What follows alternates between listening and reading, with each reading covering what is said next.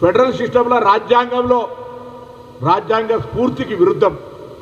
రాజ్యాంగ స్ఫూర్తి చెప్తా ఉంది దేశము రాష్ట్రము కలిసి నిర్వహించాల్సిన పనులకు సంబంధించి ప్రజలకు ఇబ్బందులు లేకుండా చూసే బాధ్యత ఉంటుంది.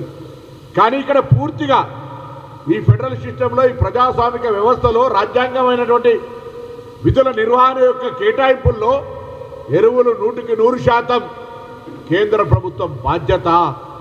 మరొక్కసారి చెప్తున్నా, ఎరువుల నిర్వహణ, తయారీ, భాగస్వామ్యము, పంపిణీ వ్యవస్థ అంతా కేంద్ర కనుసన్నల్లోనే జరుగుతుంది. తెలంగాణ రైతులకు చేతులు జోడించి మరొక్కసారి విజ్ఞప్తి చేస్తా ఉన్నా, తెలంగాణ రైతులు ఎదుర్కొంటున్న ఎరువుల సమస్య భారతీయ జనతా పార్టీ పాపం, భారతీయ జనతా పార్టీ కుట్ర ఫలితం, భారతీయ జనతా పార్టీ నిర్లక్ష్యం ఫలితం ఇలా తెలంగాణ రైతులు ఎదుర్కొంటున్నటువంటి ఎరువుల కొరత. కాదంటే అసలు రామచంద్రరావు గారికి అయితే ఆ సోయి కూడా లేదు, రైతుల పట్ల అవగాహన కూడా లేదు, ఏం మాట్లాడుతాడో తెలియదు, పూర్తిగా కనీసం ఆలోచన కూడా లేదు.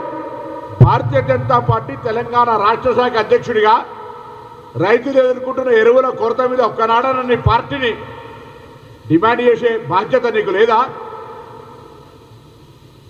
రైతులు తెలంగాణ బిడ్డలైతే మాత్రం రాజకీయాలకు వాళ్ళకి ఎవరు సంబంధమా?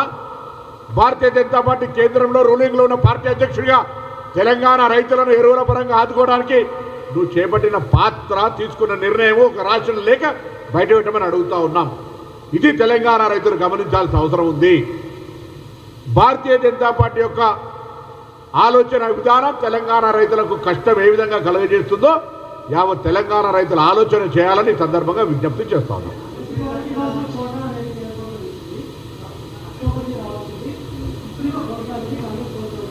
ఇప్పుడు కూలిచ్చి తన్నించుకునేవాడు ఉన్నాడు. మేము కృత్రిమ కొరత సృష్టించడం ద్వారా మా మీద నిరసనలు చెప్పించుకునేటువంటి బుద్ధి జ్ఞానం లేని రాజకీయ పార్టీ నాయకుడు ఎవడని ఉంటాడా? ఏం ప్రశ్న? వానికి జ్ఞానం ఉండాలి కదా అడిగేటోడికి. ఏ రాజకీయ నాయకుడి కన్నా మేము ఎరువుల సరఫరాకు సంబంధించి వస్తున్నటువంటి సప్లైకి అనుగుణంగా సరఫరా చేస్తూ ఉన్నాం. క్షేత్రస్థాయిలో కొంత బీఆర్ఎస్ పార్టీ రైతుల్లో ప్యానిక్ క్రియేట్ చేయడం వల్ల అందుబాటులో ఉన్న రైతులు కొంత క్వాంటిటీ అడ్వాన్స్గా కొనడం కావచ్చు. మానవ సహజం ఉదాహరణ, పెట్రోల్ దొరకదంటే మనం 200 రూపాయలు పోసుకునేది 500 రూపాయలు పోసుకుంటాం. అటువంటి వాతావరణం కొద్దిగా రాష్ట్రంలో కలిగింది. దానికి అనుగుణంగా సఫిషియెంట్ ఎరువులు ఉన్నాయి, ఇబ్బంది లేదు అనేటువంటి ఒక పాత్ర, బాధ్యత భారతీయ జనతా పార్టీది అని అడుగుతున్నా. ఎంతసేపు నెపం మీద ఒకరి మీద నెట్టి దగ్గర సఫిషియెంట్ ఎరువులు ఉంటే నేను కృత్రిమ కొరత సృష్టించే ఎవడైనా రాష్ట్ర ప్రభుత్వంలో ఉన్నటువంటి అధికారంలో ఉన్నాడు అటువంటి పని చేస్తాడా? నేను భారతీయ జనతా పార్టీ నాయకులను అడుగుతాను, రామచంద్ర ఒక్క లేఖ రాసిండా? ఒక్కసారి ఎరువుల కొరత గురించి కేంద్రాన్ని డిమాండ్ చేసిండా? వాళ్ళ కేంద్ర మంత్రిని కలిసిండా? భారతీయ జనతా పార్టీ తెలంగాణలో లేదా?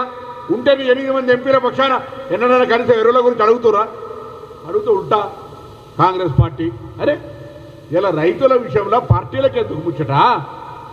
కేంద్రంలో నువ్వు కదా ఎరువుల యొక్క పూర్తి బాధ్యత, తయారీ, నిర్వహణ, పంపిణీ వ్యవస్థ నీ దగ్గర కంట్రోలు.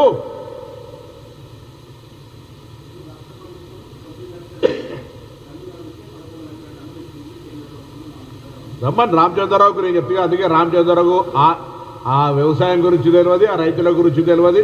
ఆయనకు ఎంతసేపు రిజర్వేషన్లు వ్యతిరేకించాలని ఒక మైండ్ సెట్లో ఫిక్స్ చేసారు ఆయన ఇక్కడ. అంతా తప్ప ఇంకొక ఆలోచన ఆయన ఎరువుల గురించి తెలియదు.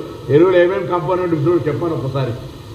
యూరియా దేనికి వాడతారు, డిఏపి దేనికి వాడతారు, కాంప్లెక్స్ దేనికి వాడతారు, ఫాస్ఫరస్ దేనికి వాడతారు అన్నీ